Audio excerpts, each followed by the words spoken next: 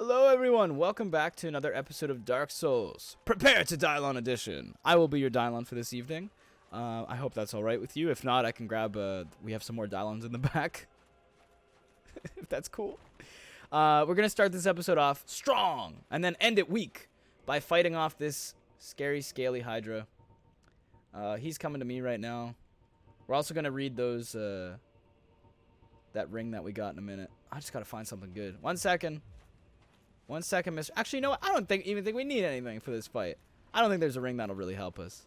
I'll be completely honest with you. Ouch. So, get close enough. This is the hot tips. You can activate this like whole chase scene. Oh, come on. I missed. Okay, you can do this like whole chase scene if you run all the way through the Great Hollow. It's honestly, it's not super worth it. Because it makes him even harder to hit. This is like the best spot to fight him. Because his like head extension attacks, just like the normal Hydra, he's obviously more strong now. More stronger. His head extension attacks do more damage, of course. But they have the same hitbox. If you get used to it, you can dodge through it. Like I might even try here real quick. Oh, I dodged into it. What a clusterfuck. Okay. So really all you have to do is cut off all his heads and eventually he is slain. Oh, God. It's more the recovery than anything else because it's not just the damage. It's when he knocks me back, then I just don't get a chance to hit him. Oh, okay. I just blocked it. That's good enough. And then I couldn't even see what I was hitting. Okay, keep the block up. Keep the block up. That works. Yeah, there you go. Chopped off another one. Give me your heads. Let me cut them. Oh, perfect. I'll take that one. Oh, okay. I don't want to fall, so I'm going to leave that one alone.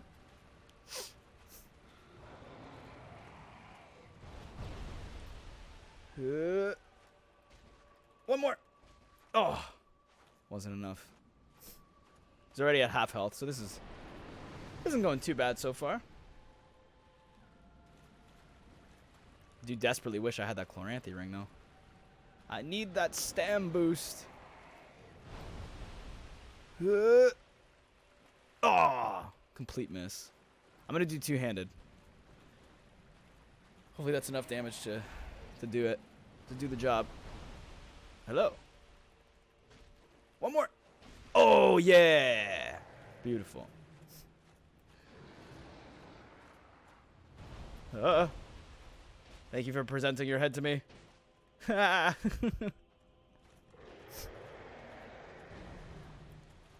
See, now we're getting to the point where he can't really hit me super well, but I also can't hit him super well because he doesn't have enough heads. Bait that attack. Go for it. Oh, did I get him? Oh, he lifted me up. Oh, God, now he's mad. Ouch. Okay, so I know where that top one is coming.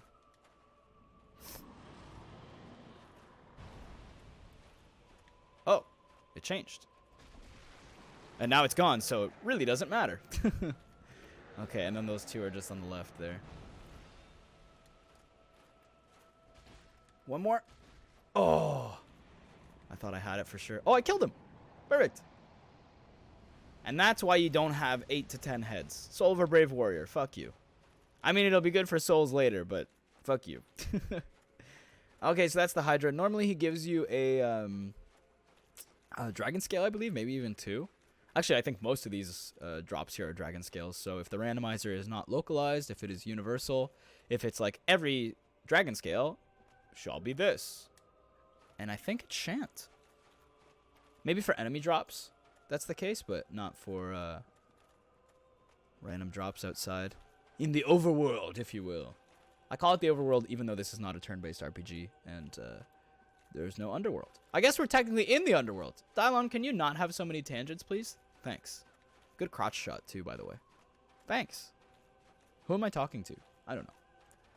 Anyway. So, the bonfire's over there. just for some semblance of where we are. The Great Hollow is up there. The Hydra was there. There's another tree. That's where we're heading towards. I don't think we missed any items around here at least, so I think that's kind of this first half cleared. But what I was saying about a chase scene, basically if you run to the end of this like beach head kind of beach path, ooh, another item, then the Great Hydra, sure, he's great now. The Hydra will actually jump over the sand bar here and will kind of chase you throughout the area. It makes the run across way harder. It's fucking cool looking because you see how big the Hydra actually is. Clams! I hate them. Okay, anyway. It makes you see how big the Hydra actually is because you can see how long his back is. He basically just looks like a Lapras almost, but really jutted out, and then multiple heads instead of just the one. Speaking of heads, yeesh. Nasty boy. Some people have some theories that this might be the blacksmith deity, because he big. And there's also a few other reasons that I forget right now. I would like it if you died. Actually, I wouldn't just like it. I would love it. This music of the Ash Lake, by the way, is giving me serious Kingdom Hearts vibes. Like, what is it? What's it called? Blah, blah, blah, blah, blah. Not Sanctuary. It's the Descent into Dreams, whatever you call it. I can't remember. It's Sanctuary of the Heart. They all got some funny names like that. Basically, the song that's like,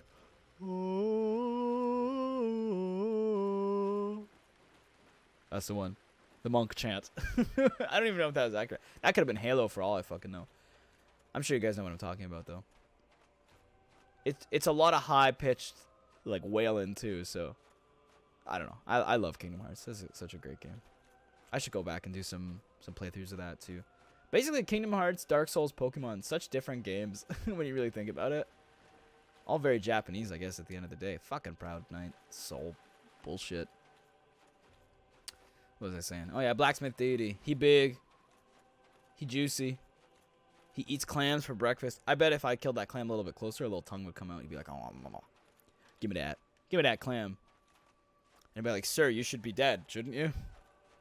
And then he would stand up out of the ash. Just tell me he was napping the whole time. I've painted a very disturbing word picture. So I'd like to apologize for that. Yeah. Okay.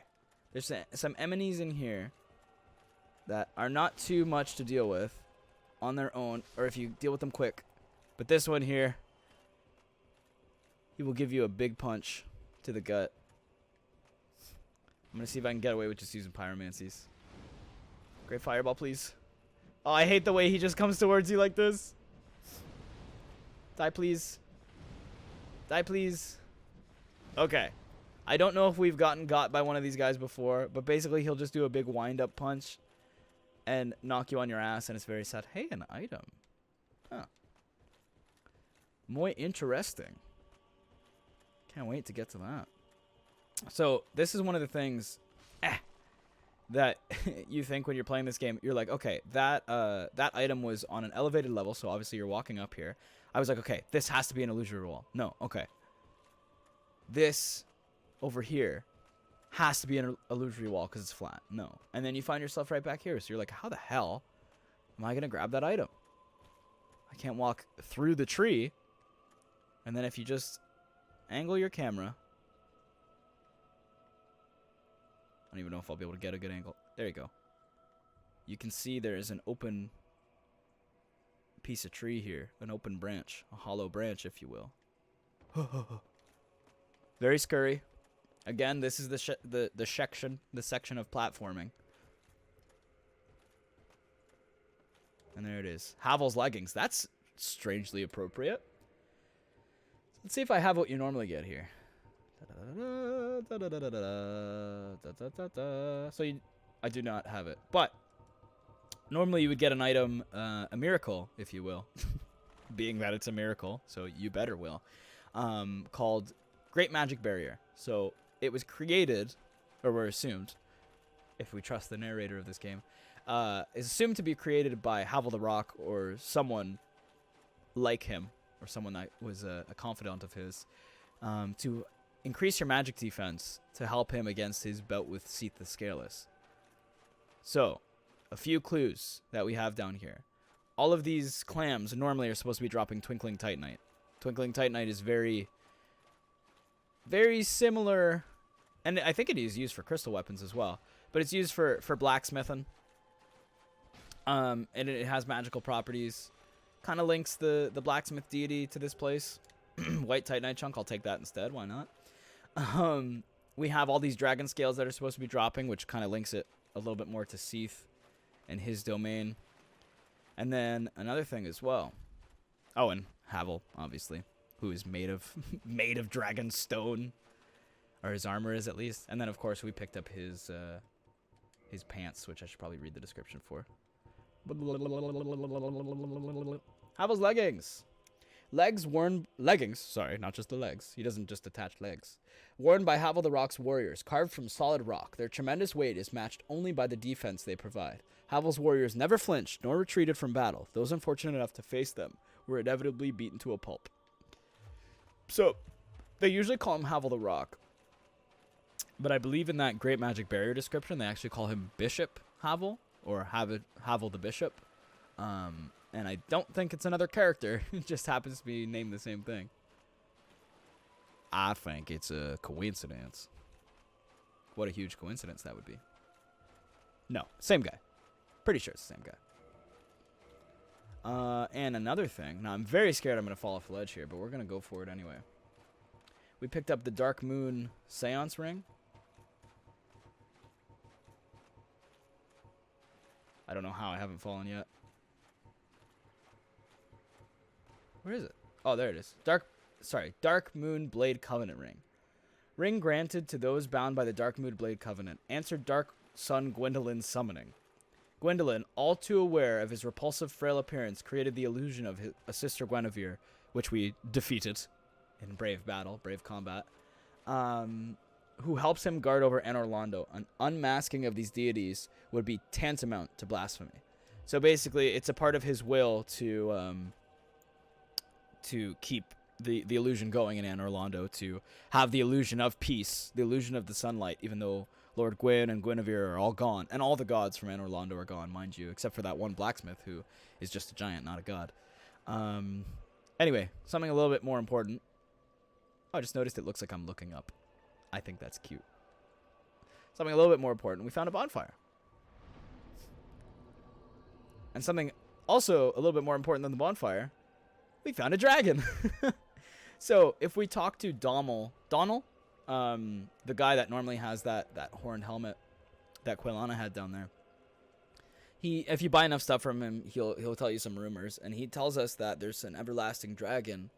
There's one left somewhere in the world, an immortal everlasting dragon. Hence the word everlasting. Now, how do we know this guy's immortal? Well, I can show you.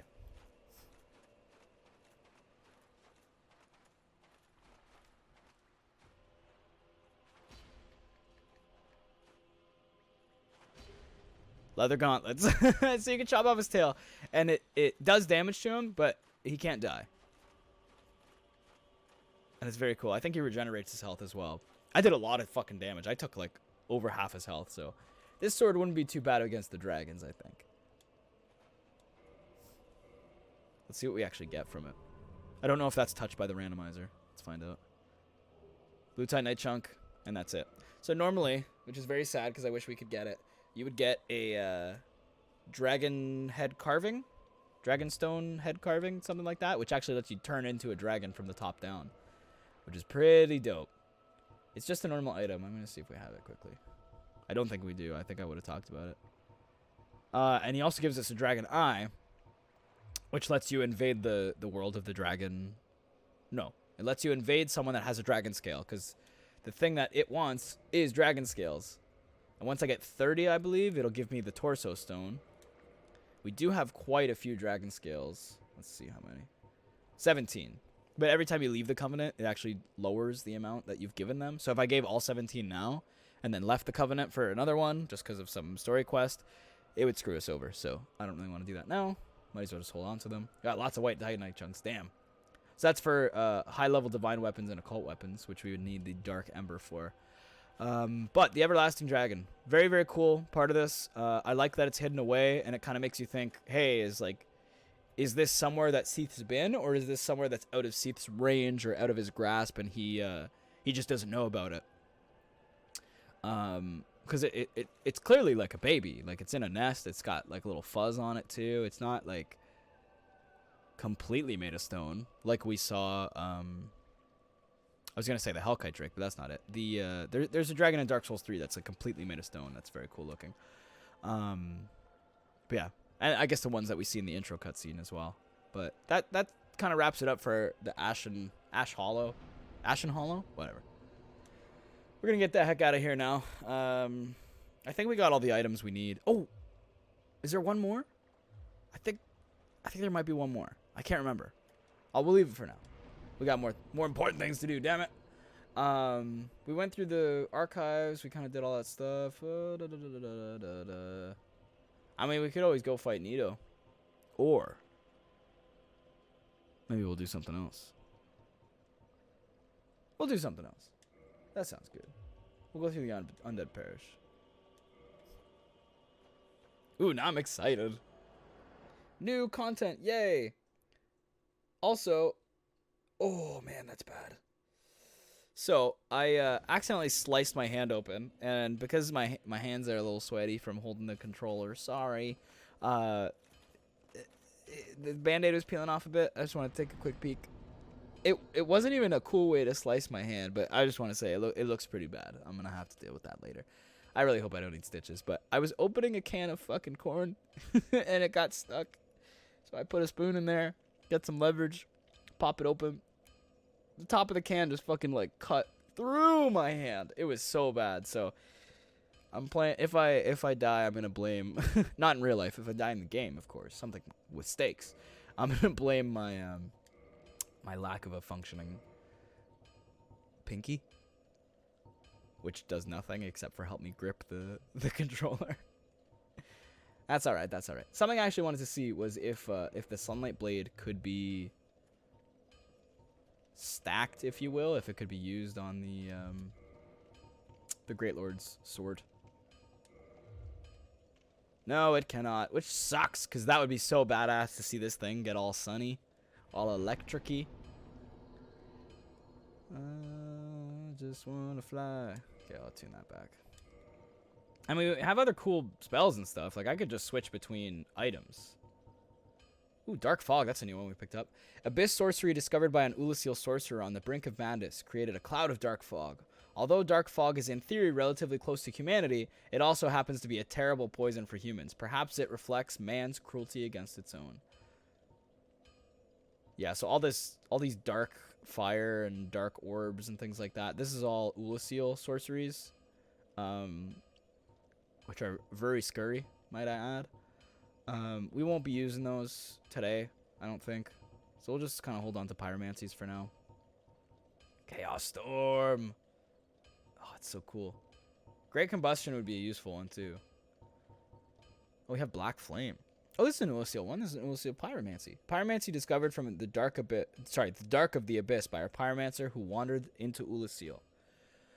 Conjure a great black flame in one's palm. Black flames are weighty and inflict physical damage, enough to smack away the mightiest of shields. So that's kind of cool. Maybe we'll take that with us. Let's see what that looks like. Ooh, so it's basically just great combustion, but black flame. And then we don't want regular fire orb. We want great fireball. Ha-ha. Alright, and then I will get rid of that. And I'll put something there later. I do want to replace my shield, though. I want to get the grass crest going again. Or maybe even... Maybe we'll take a great shield with us. I mean, we can wield it just fine. It's a heavy boy, but... I mean, like, how does that look for you guys? Well, if I can get a good angle on it, damn. How does that look? That looks cool, right? Yeah, I'm down with that. And then maybe I'll throw the Pyromancy Glove on the other hand, just so sometimes we can have that build going. Sometimes we can have that going. That'll look cool.